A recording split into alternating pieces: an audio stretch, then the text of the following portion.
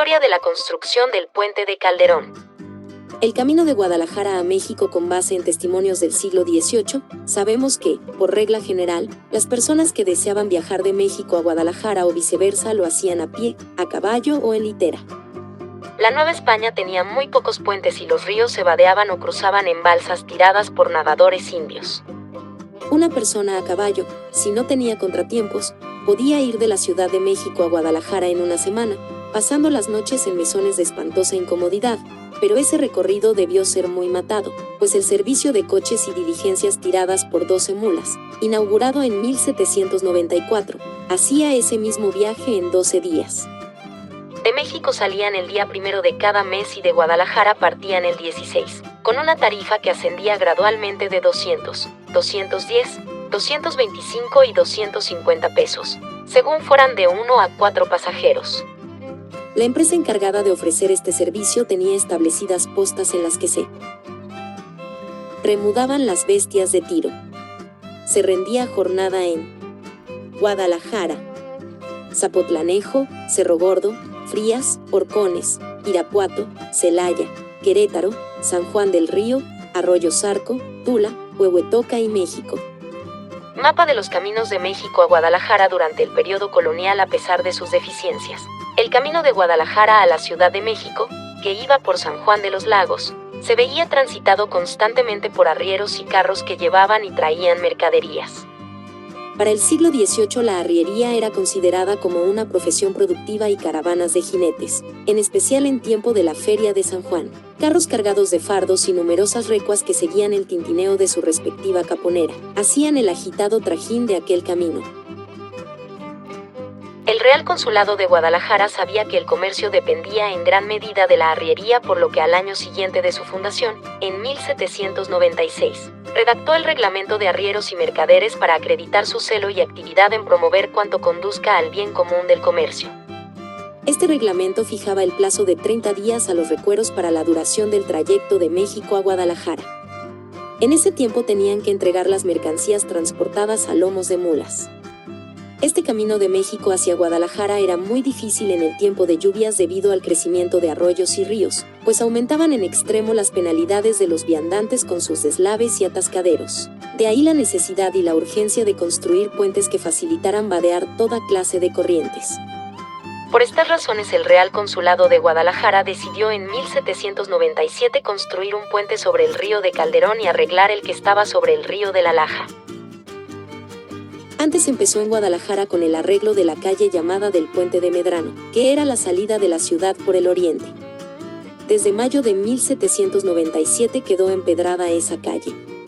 Se supone que el primer puente sobre el río de Colorado, cerca de Zapotlanejo, fue construido entre 1677 y 1679, cuando gobernaba la Nueva Galicia don Francisco Romero Calderón, por lo que el puente llevó su nombre.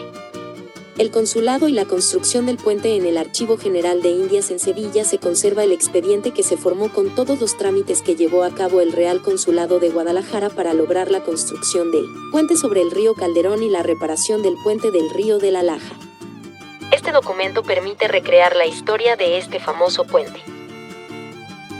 En marzo de 1801, la Junta de Gobierno del Consulado, integrada por el prior y cónsules, admitió que había la necesidad de reparar el puente del río de la Laxa y de construir otro en el de Calderón para facilitar la correspondencia pública y tráfico mercantil en todos tiempos, y que desde 1797 hizo reconocer ambos ríos por medio de comisionados y se persuadió que su ejecución era de la mayor necesidad e importancia, pero que no se pudo hacer nada por la falta de fondos.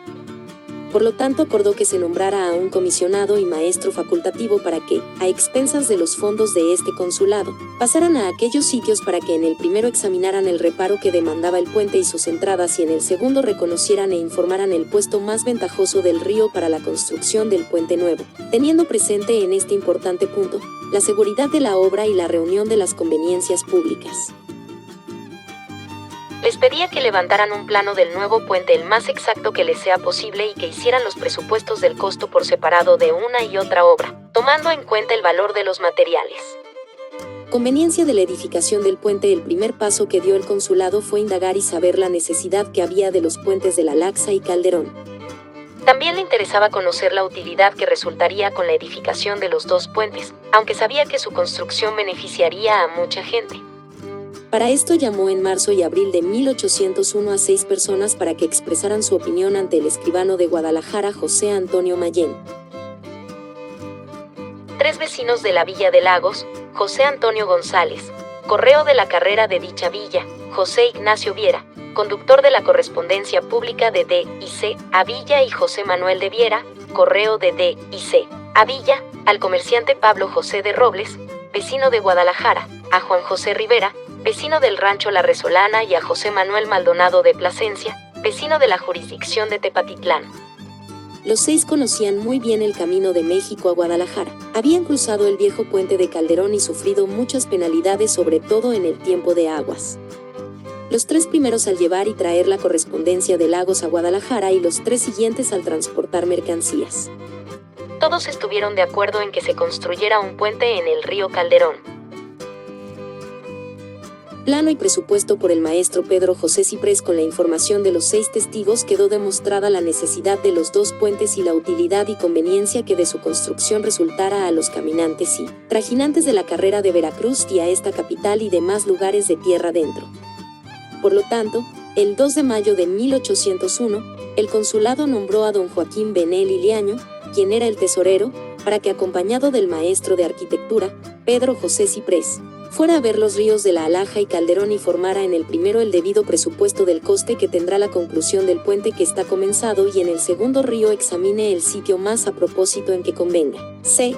Construía el puente, haga levantar plano, y forme también el correspondiente presupuesto de su coste, con inclusión de las alzadas y demás obras que sea necesario hacer para facilitar el tránsito y cómodo transporte que se desea. Don Joaquín Benel y Liaño, tesorero del consulado, y el maestro alarife Pedro Ciprés, después del reconocimiento todos los puestos en que se podían construir los puentes, entregaron los presupuestos de los costos que había calculado Pedro Ciprés, encargado de los precios que tienen los materiales necesarios.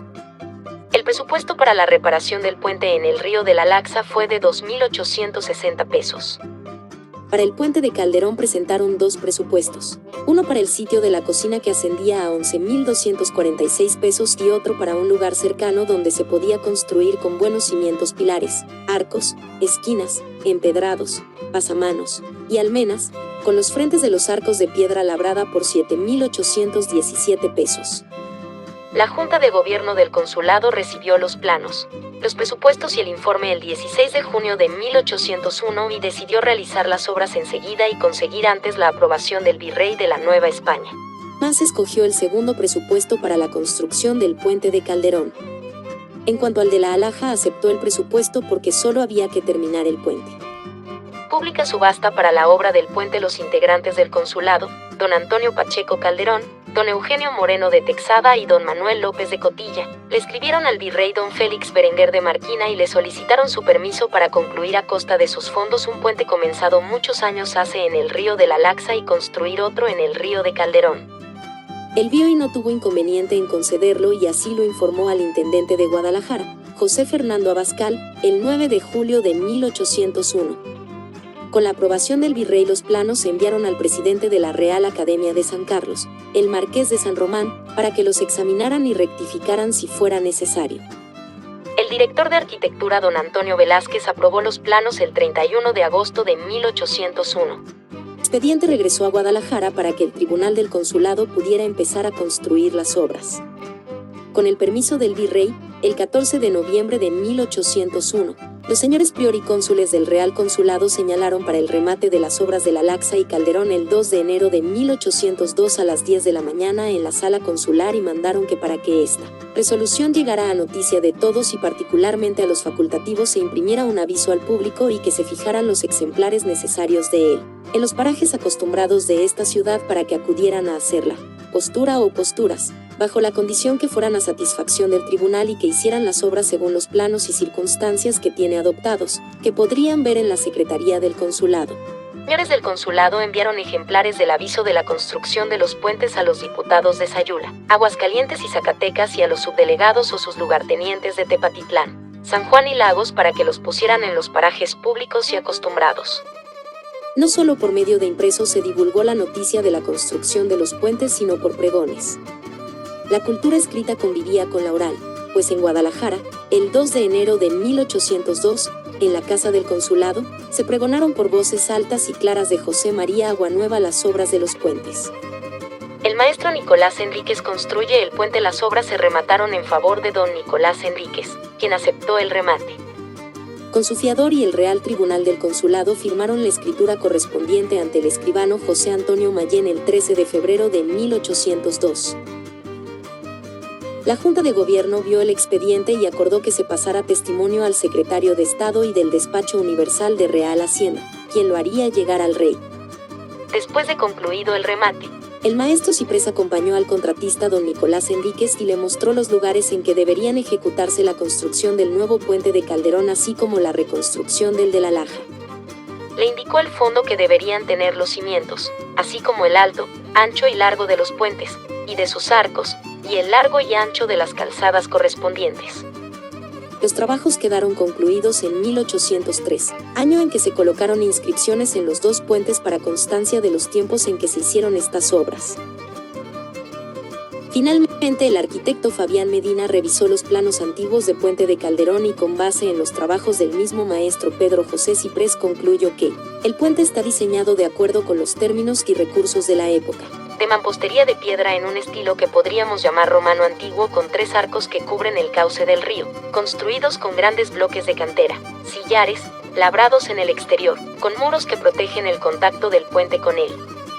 Terreno natural y 2 pilares igualmente de mampostería que soportan los arcos circulares de medio punto. En la parte superior, para su delimitación y protección de la anchura del puente, se construyeron los pasamanos y las almenas, elementos verticales, que señalaban los remates del puente. Redacción: Doctora Carmen Castañeda.